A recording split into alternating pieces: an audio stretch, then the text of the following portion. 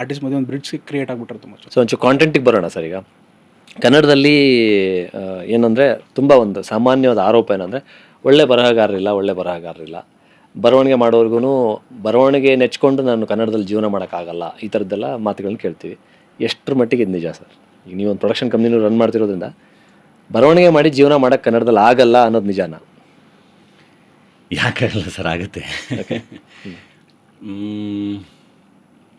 ಈಗ ಅಂದರೆ ನಾನು ಯೋಚನೆ ಮಾಡೋದು ಹೆಂಗೆ ಅಂದರೆ, ಇವಾಗ ನಾನು ಎಕ್ಸಾಂಪಲ್ ತೊಗೊಂಡೇ ಹೇಳಬೇಕು. ಈಗ ಶಶಾಂಕು ನನಗೆ ಜಿಂಗೋ ಹೇಳಕ್ಕೆ ಬಂದಾಗ ಕಂಪ್ಲೀಟಾಗಿ ಅಲ್ಲೊಂದು ಕತೆ ರೆಡಿ ಇರುತ್ತೆ. ರೈಟ್. ಅಂದರೆ ನಾನು ಕುತ್ಕೊಂಡು ಓದಿದ್ರೆ ನನಗೆ ಅದು ಸಖತ್ತಾಗಿ ವರ್ಕೌಟ್ ಆಗುತ್ತೆ ಅಂತ. ಈಗ ಬಡವರಾಸ್ಕಲ್ ಓದಿದಾಗ ಹಂಗೇನೆ, ಶಂಕರ್ ರೈಟಿಂಗ್ ಅಷ್ಟೇ ಚೆನ್ನಾಗಿತ್ತು. ಟಗರು ಪಲ್ಯ ಓದಿದಾಗ ಅಥವಾ ಈಗ ಮದರ್ ಪ್ರಾಮಿಸ್ ಓದಿದಾಗ ನನಗೆ ಅದು ಒಂದು 6 ತಿಂಗಳಿಂದ ಬಿದ್ದಿರೋ ಸ್ಕ್ರಿಪ್ಟ್ ಅದು ನಾನು ನೋಡೇ ಇರಲಿಲ್ಲ. ಅದಾದಮೇಲೆ ಒಂದಿನ ಸುಮ್ಮನೆ ಕುತ್ಕೊಂಡು ಓದಿದಾಗ ಇಷ್ಟು ಚೆನ್ನಾಗಿದೆಯಲ್ಲ, ಇದನ್ನು ಮಾಡಿಲ್ವಲ್ಲ ನಾವು, ಇದನ್ನು ಮಾಡೋಣ ಅಂತ ಶಶಾಂಕಿಗೆ ಫೋನ್ ಮಾಡಿ ಎಲ್ರಿಗೂ ಫೋನ್ ಮಾಡಿ ಇದು ಮಾಡೋಣ ಅಂತ. Right. So I think writing ಅಂತ ಬಂದಾಗ ಹಂಗೆ ಏನಾಗುತ್ತೆ, ನಾನು ಈಗ ಹಾಲಿವುಡ್ ಸಿನಿಮಾಗಳಲ್ಲಿ ನಿಮಗೆ ಮೋಸ್ಟ್ ಆಫ್ ದೆಮ್ ಯಾರೋ ಒಬ್ಬರು ಬರೆದಿರೋ ಪುಸ್ತಕದಿಂದ ಅಡಾಪ್ಟ್ ಮಾಡಿರ್ತಾರಲ್ವ. ರೈಟ್, ಹೌದು. ಸೊ ನಾನು ನೋಡೋದು ಹಾಗೇನೆ. ನನಗೆ 4-5 ಜನ ಕೂತು 4-5 ಜನ ಕೂರಿಸ್ಕೊಂಡು ಬರೆಯೋ ಪ್ರೋಸೆಸ್ ಇದೆಯಲ್ಲ, ಅದು ಐ ಡೋಂಟ್ ನೋ, ಅದೂ ವರ್ಕ್ ಆಗುತ್ತೆ. ಬಟ್ ಈಗ ರೈಟರ್ ಅಂತ ಬಂದಾಗ, ನಾನು ರೈಟ್ರು ಅಂತ ಅಂದರೆ ನನಗೆ 4-5 ಬೋನ್ ಸ್ಕ್ರಿಪ್ಟ್ ಪ್ರೆಸೆಂಟ್ ಮಾಡಬೇಕು. ಅದರಲ್ಲಿ ಶಶಾಂಕ್ ಹೇಳ್ದಂಗೆ ಬೇಸಿಕ್ಸ್ ಕರೆಕ್ಟಾಗಿರಬೇಕು.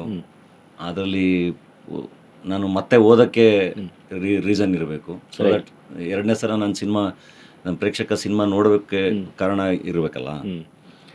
ಸೊ ನೀವು ಅದೇ ಹೇಳಿದ್ರಲ್ಲ, ನೀವು ಕೇಳಿದ್ರಲ್ಲ, ಅಂದರೆ ಯಾರಾದರೂ ಬರಬೇಕು ಇಂಡಸ್ಟ್ರಿಗೆ, ಪ್ರೊಡಕ್ಷನ್ ಹೌಸ್ ಓಪನ್ ಮಾಡಬೇಕು ಅಂದರೆ ಅವ್ರು ಸ್ಕ್ರಿಪ್ಟ್ ಓದೋಕ್ಕೆ ಗೊತ್ತಿರಬೇಕು.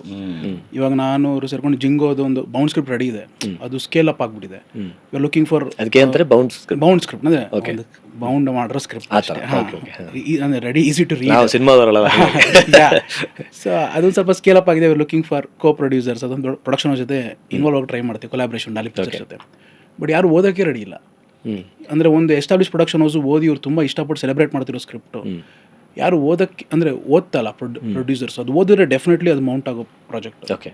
ಸೊ ಯಾರಾದರೂ ಬರೋಕ್ಕೆ ರೆಡಿ ಇದ್ದರೆ ಅವರು ಓದೋ ಅಭ್ಯಾಸ ಇರಬೇಕು, ಅಥವಾ ಯಾರು ಓದೋರನ್ನ ಕರ್ಕೋಬೇಕು ಆ್ಯಸ್ ಅ ಕ್ರಿಯೇಟಿವ್ ಪ್ರೊಡ್ಯೂಸರು ಅಥವಾ ಮೆಂಟರು ಅಥವಾ ಆ ಥರದ್ದೇನೋ ಇರುತ್ತಲ್ಲ. ಸೊ ಅದು ತುಂಬ ಇಂಪಾರ್ಟೆಂಟ್. ಓದ್ದೇನೆ ಅವ್ರು ಹೇಗೆ ಒಂದು ಕತೆ ಕೇಳ್ಕೊಂಡು ಜಡ್ಜ್ ಮಾಡೋಕ್ಕಾಗಲ್ಲ. ಆ ಥರದ ಅಭಿರುಚಿ ಇರೋ ಪ್ರೊಡ್ಯೂಸರ್ಸ್ ಬರ್ತಿಲ್ಲ ಅಂತಾನೆ. ರೈಟರ್ಸ್ದು ನೀವು ಕೇಳಿದ್ರಲ್ಲ, ತುಂಬ ಸಿಂಪಲ್. ನಿಮಗೆ ಪುಸ್ತಕ ಬರೆಯೋ ರೈಟರ್ಸ್ ಎಲ್ಲ ಹೆಂಗೆ ಗೊತ್ತು? ಅವ್ರ ಬುಕ್ಗಳು ಓದಿದ್ದೀರಾ, ಅದು ಚೆನ್ನಾಗಿದೆ ಗೊತ್ತು. ನಿಜ. ಅವರು ಪುಸ್ತಕ ಬರೀತಿದಾರಲ್ವಾ, ಹಂಗೇನೆ ಅಲ್ವಾ ಸಿನಿಮಾನು. ಬಟ್ ಇನ್ನೊಂದೇನಾಗುತ್ತೆ, ಎಷ್ಟೊಂದು ಸರಿ ಒಳ್ಳೆ ರೈಟರ್ ಇರ್ತಾರೆ, ಅವ್ರು ಒಳ್ಳೆ ನಿರ್ದೇಶಕರು ಇರಲ್ಲ. ಒಳ್ಳೆ ನಿರ್ದೇಶಕರು ಇರ್ತಾರೆ, ಒಳ್ಳೆ ರೈಟರ್ ಇರಲ್ಲ. ಏನಾಗುತ್ತೆ, ರೈಟ್ರು ಏನು ನಂಗೆ ನಿರ್ದೇಶಕ ಬೇಡ, ನನಗೆ ಗೊತ್ತಿಲ್ವ, ನಾನೇ ನಿರ್ದೇಶನ ಮಾಡ್ತೀನಿ ಅಂತ ಹೋಗೋದಿದೆಯಲ್ಲ, ಅದು ಕೆಲವೊಂದು ಸರಿ ಫೇಲ್ ಆಗುತ್ತೆ. ಆ್ಯಂಡ್ ನಿರ್ದೇಶಕ ನಾನು ಒಳ್ಳೆ ತೊಗೊಂಡು ನಾನು ರೈಟರ್ ಹತ್ರ ತೊಗೊಂಡು ಸಿನಿಮಾ ಮಾಡ್ತೀನಿ ಅನ್ನೋದಕ್ಕಿಂತ ಅವನೇನು ಬರೆಯೋದು ನಾನೇ ಬರೆದು ಮಾಡ್ತೀನಿ ಅಂತ ಹೋಗೋದಿದೆಯಲ್ಲ, ಅದೂ ಕೆಲವೊಂದು ಸರಿ ಮಿಸ್ ಹೊಡೆಯುತ್ತೆ. ಓಕೆ. ಸೊ ರೈಟರ್ಸ್ ಅನ್ನೋರು ನಮಗೆ ಬದುಕೋಕ್ಕಾಗಲ್ಲ ಅನ್ನೋದಕ್ಕಿಂತ, ರೈಟರ್ಸ್ ಅನ್ನೋರು ನೀವು ಅಷ್ಟು ಚೆನ್ನಾಗಿ ನೀವು ಬರಿತೀರಾ ಅಂದರೆ ಕಥೆನೇ ಬರೀಬೋದಲ್ಲ, ಬರೆದು ಪಬ್ಲಿಷು ಮಾಡ್ಬೋದು. ಅಲ್ಲ, ಇವಾಗ ಸೀರಿಯಲ್ ನಿರ್ದೇಶಕಂಗೆ ಅವಕಾಶ ಇಲ್ಲ ಅಂದರೆ, ನನಗೆ ಎಷ್ಟೊಂದು ಶಾರ್ಟ್ ಫಿಲ್ಮ್ಸ್ ನೋಡ್ತೀನಲ್ಲ ನಾನು. ಈಗ ಹೊಸ ಟೀಮ್ ಮೊನ್ನೆ ಒಂದು ನಾರ್ತ್ ಕರ್ನಾಟಕ ಟೀಮ್ದು ನನಗೊಂದು ಕತೆ ಬರೀರೋ ನಾರ್ತ್ ಕರ್ನಾಟಕದಲ್ಲಿ ಅಂತ ಅಂದೆ. ಅವ್ರ ಶಾರ್ಟ್ ಫಿಲ್ಮು ಅಂದರೆ ಆ ಕೆಲಸ ಕಾಣ್ತಾ ಇತ್ತು ಅವ್ರದ್ದು. ರೈಟ್. ಸೊ ಕೆಲಸ ಕಾಣಬೇಕಲ್ಲ, ಅದಕ್ಕೆ ಇವತ್ತು ಓಪನ್ ಇದೆ ಫೀಲ್ಡು, ದಾರಿಗಳಿದ್ದಾವೆ ಅದು ಕೆಲಸ ತೋರಿಸೋದಕ್ಕೆ. ನೀನು ಕೆಲಸ ಕಂಡಾಗ ಡೆಫಿನೆಟ್ಲಿ ಅದು ಹೆಂಗಾದ್ರೂ ಆನರ್ ಆಗೇ ಆಗುತ್ತೆ ಅದು. ಸೊ ಅಲ್ಲಿವರೆಗೂ ಒಂಚೂರು ಕಷ್ಟ. ಬಟ್ ರೈಟರ್ಸ್ ಬದುಕೋಕ್ಕಾಗಲ್ಲ ಅನ್ನೋದೆಲ್ಲ ಸುಳ್ಳು. ನೀ ಎಂಥ ಒಳ್ಳೆ ರೈಟ್ರು ಅನ್ನೋದು ಮ್ಯಾಟ್ರ್ ಆಗುತ್ತೆ. Also writers should have bound script. ಅಂದರೆ ಬೌಂಡ್ ಸ್ಕ್ರಿಪ್ಟ್ ಇದ್ರೆ ಡೆಫಿನೆಟ್ಲಿ ಟಾಲಿ ಪಿಕ್ಚರ್ಸ್ ಓಪನ್ ಇದೆ. ಅಥವಾ ನಾನು ಹುಡುಕ್ತಾ ಇರ್ತೀನಿ. ಅಂದರೆ ರೈಟರ್ಸ್ ಅಂತ ಹೇಳ್ಕೊಂಡು ಓಡಾಡ್ತಾ ಇರೋರಿಗೆ they don't have scripts, they have knowledge. But ಅವ್ರದ್ದು ಬ್ಯಾಂಕ್ ಬೇಕಲ್ಲ, ಸ್ಕ್ರಿಪ್ಟ್ ಬ್ಯಾಂಕ್. ಅದಿಲ್ಲದೆ ನಾವು ರೈಟರ್ ಅಂತ ಹೇಳ್ಕೊಂಡು ಓಡಾಡೋಕ್ಕಾಗಲ್ಲ. ಈ ಕತೆಗಾರರು ವಿಚಾರ ನಾನು ಆ್ಯಕ್ಟ್ರು, ನನ್ನ ಹತ್ರ ಬೌಂಡ್ ಸ್ಕ್ರಿಪ್ಟ್ ಇದೆ, ನಾನು ಬರ್ದಿರೋದು. ಓಕೆ. ನಾನು ಹೇಳ್ತಿರೋದು ರೈಟ್ರ್ ಅದು ರೈಟ್ರ್ ನೀವು ಅಂದರೆ ಆಸ್ ಎ ರೈಟ್ರ್ ನಿಮ್ಮ ಹತ್ರ ಬೌಂಡ್ ಸ್ಕ್ರಿಪ್ಟ್ ನನ್ನ ಹತ್ರ ಬೌಂಡ್ ಸ್ಕ್ರಿಪ್ಟ್ ಇದೆ. ಈಗ ನಾನು ಬಂದು ನಿಮಗೆ ನಾನು ರೈಟ್ರಾಗಿ I can sell my story, ಖಂಡಿತ ತಗೋತೀರ ನೀವು. ರೈಟ್. ನಾನು ಹೇಳ್ತಿರೋದು ಹಾಗೆ ನೀವು ಪ್ರಿಪೇರ್ ಆಗಿ ಬರಬೇಕಲ್ಲ. ನನಗೆ ಎಲ್ಲರೂ ಗೊತ್ತು, ನಾನು ರೈಟ್ರು ಯಾರು ತೊಗೋತಾ ಇಲ್ಲ, ಯಾರು ಸಂಬಳ ಕೊಡ್ತಾ ಇಲ್ಲ, ಹಂಗಾಗಲ್ಲ. ಕೋರ್ಸ್ ಬರ್ಸೋಕ್ಕಾಗಲ್ಲ. ನೀವು ಕೂತು ಬರಿಬೇಕು. ಇವತ್ತು ಯಾವ ಥರದ ಕತೆ ಬೇಕು, ಏನು ಬೇಕು, ಒಂದು ಕಂಪ್ಲೀಟ್ ಸ್ಕ್ರಿಪ್ಟ್ ನಾನು ಹೆಂಗೆ ಬರ್ಕೊಂಡು ಹೋಗ್ಬೋದು, ಎಷ್ಟು ಎಂಟರ್ಟೈನಿಂಗ್ ಆಗಿ ತೊಗೊಂಡು ಹೋಗ್ಬೋದು, ಅಥವಾ ಎಷ್ಟು ಥ್ರಿಲ್ಲಿಂಗ್ ಆಗಿ ತೊಗೊಂಡು ಹೋಗ್ಬೋದು ನಾನು, ಅಥವಾ ಒಂದೊಳ್ಳೆ ಆ್ಯಕ್ಷನ್ ಸಿನಿಮಾ ಬರೀತೀನಿ ನಾನು ಹೆಂಗೆ ಬರಿಬೋದು.